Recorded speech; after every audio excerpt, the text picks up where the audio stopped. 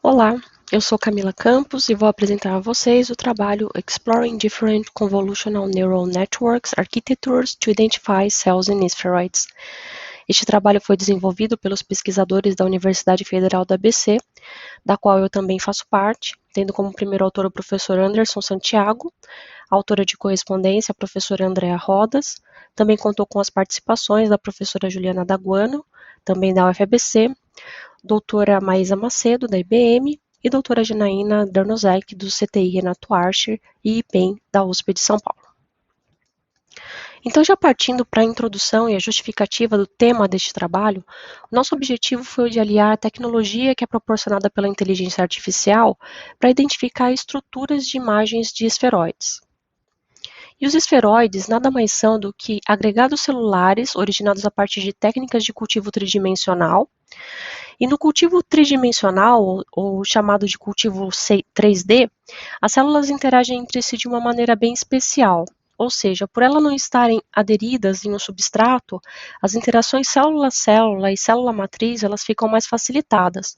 Isso permite com que as células, elas geradas nesse modelo, apresentem um comportamento mais semelhante aos modelos em vivo, o que mimetiza a arquitetura tecidual da célula original. E por isso os esferoides, eles são considerados um modelo muito mais preditivo, ou seja, ele é muito mais próximo da realidade. As células em um esferoide elas se organizam em camadas, contendo então uma camada necrótica, com as células mortas mais no interior do esferoide, devido à escassez de nutrientes, e também dificuldades no processo de difusão naquele interior. Também possuem uma camada intermediária, com células quiescentes, e uma camada mais externa, chamada de camada proliferativa. E essa arquitetura do esferoide, ela permite com que as células se desenvolvam de uma forma muito mais resistente. E por esse motivo que os esferoides eles têm sido muito utilizados na abordagem de bioimpressão 3D, como uma parte integrante de biotintas, quando associadas aos biomateriais, para uma aplicação de medicina regenerativa. Agora, entender e avaliar o comportamento desse esferoide junto com os outros biomateriais é uma tarefa bem importante, porque como essa avaliação se dá através do uso de imagens, existem algumas questões que podem ser consideradas como uma barreira no laboratório. Então, por exemplo, avaliar as estruturas de inúmeros esferoides pode ser uma tarefa bem demorada quando você pensa em uma produção em larga escala. Também tem a questão dos possíveis erros do olhar do pesquisador, que pode variar de uma pessoa para outra. Além disso, uma boa imagem tridimensional ela é oferecida por microscópios que são muito caros, como por exemplo a microscopia confocal.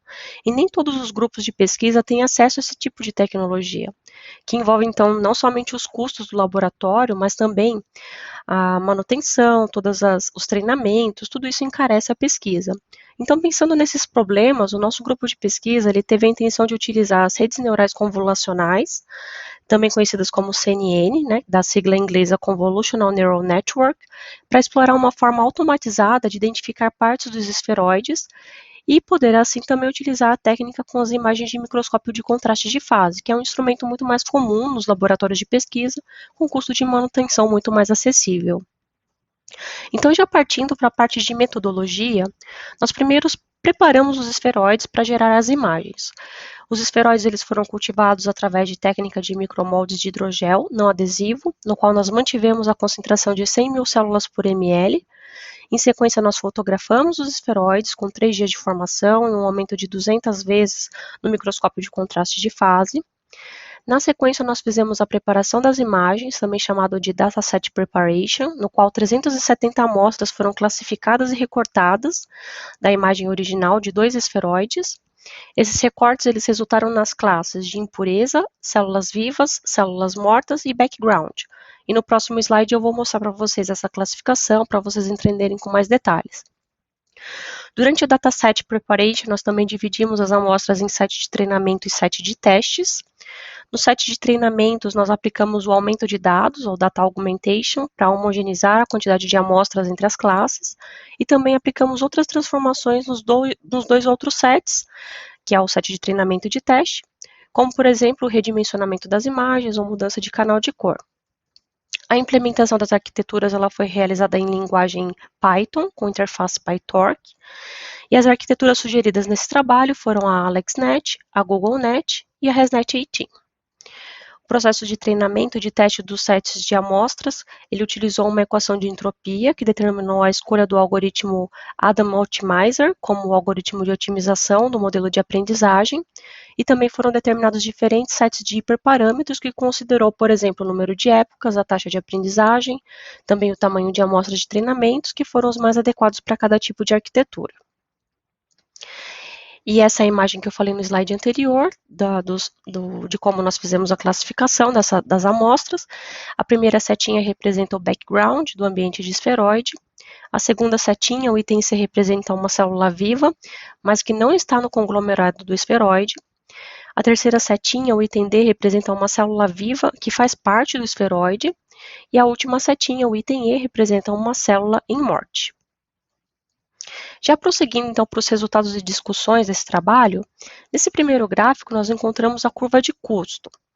Os resultados que aqui foram baseados no set de hiperparâmetros mais adequados para cada arquitetura. Então, por exemplo, para o AlexNet nós usamos o set de hiperparâmetros 1, que considerou o número de épocas como 50 e o tamanho de amostras como 20. Para a GoogleNet, o set de hiperparâmetros foi o 6, número de épocas 100 e tamanho de amostras 20. E na ResNet 18, nós usamos o set de hiperparâmetros 2, com número de épocas 50, tamanho de amostras 20 e taxa de aprendizado 10 a menos 3. Então, você pode observar que em todas as arquiteturas, a curva de treinamento teve um comportamento de decaimento ao longo dos ciclos de treinamentos, que é essa curva em azul que a gente observa nos 3 gráficos. Ou seja, quanto mais ciclos de treinamentos a arquitetura passa, menos custos ela tem, ou seja, menos erro ela comete. Embora a AlexNet ela tenha tido mais valores oscilantes quando comparados às outras arquiteturas, a GoogleNet e a ResNet, na curva de treinamento, ainda assim o comportamento de decaimento foi observado. Já quando você olha para a curva de teste, esse comportamento de decaimento ele foi mantido somente na AlexNet, quando você compara isso com as outras arquiteturas. Esses valores eles ficam oscilando em uma taxa muito mais alta. Já olhando para esse outro gráfico da curva de acurácia, nós conseguimos observar que a taxa de sucesso da AlexNet nessa curva ela atingiu 98,8% de acurácia, enquanto que na GoogleNet foi de 25% e 40% na ResNet 18. O que pode indicar, então, que o comportamento de teste da AlexNet ele teve valores mais favoráveis. Então, olhando com mais detalhes nos resultados da AlexNet, nós temos aqui a matriz de confusão para um set de testes. Nessa matriz de confusão, nós fazemos a correlação entre o que a arquitetura acertou ou confundiu. Então, para este set de 35 recortes, a resposta esperada era de identificar 23 amostras de background, 2 amostras de células mortas, 2 amostras de células vivas fora do esferoide e 8 amostras de células vivas dentro do esferoide. E nos resultados, a matriz de confusão vai mostrar para a gente que as 23 amostras de background elas foram identificadas, que é essa primeira coluna, a gente consegue ver. Uma das células mortas ela foi identificada, mas a outra foi confundida com o background, que é a segunda linha. As 2 células vivas fora do esferoide elas foram identificadas, e também, por fim, o mais notório que a gente esperava, as 8 células vivas dentro do esferoide foram identificadas. E para título de curiosidade, essa diferença da tonalidade na matriz indica o número de amostras apresentadas no dataset, sendo que quanto mais escuro, maior a quantidade de itens que foram apresentadas para aquela classe. Não necessariamente o acerto em relação à classe. Então, como você pode ver, as células vivas dentro do esferoide, elas tiveram 100% de acerto, mas elas estão com uma coloração bem clara, pois foram submetidas a menos itens. E, finalmente, chegamos às nossas conclusões. Então, nesse trabalho, nós exploramos estruturas de redes neurais convolucionais para a identificação de partes de composição do esferoide, sendo que das 3 arquiteturas apresentadas, a AlexNet ela teve os resultados mais promissores. Vale lembrar que a AlexNet acertou 100% das células vivas dentro do esferoide e que pode indicar um possível uso dessa rede para quantificar o número de células vivas dentro do esferoide como uma medida de viabilidade celular, que não é destrutiva, ou seja, não invasiva para o esferoide. Então, os nossos próximos passos são de utilizar essa mesma abordagem, mas em imagens mais complexas, como, por exemplo, na interação dos esferoides, com o biomaterial para uso de biotinta e de bioimpressão tridimensional. Aí vão algumas referências utilizadas para esse trabalho. E, por fim, o meu contato, para caso tenha alguma dúvida ou mais interesse sobre esse trabalho, podem me mandar um e-mail. Muito obrigada.